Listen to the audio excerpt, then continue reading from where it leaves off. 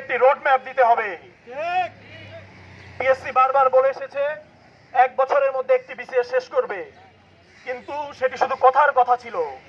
PSC আজ পর্যন্ত 1 বছরের মধ্যে কোনো বিসিএস শেষ করতে পারেনি বন্ধুগণ। আমরা চাই এগুলো শুধু ফাঁকা বুলি না হয়ে এগুলো কার্যকর হবে। পিএসসি কে আমরা একটি স্লো মোশনের কচ্ছপ হিসেবে দেখতে চাই না, আমরা পিএসসি কে গতিশীল দেখতে চাই। পিএসসি গতিশীল করার প্রথম পদক্ষেপ হবে চলমান 44-এর ভাইবা দ্রুত শেষ করা।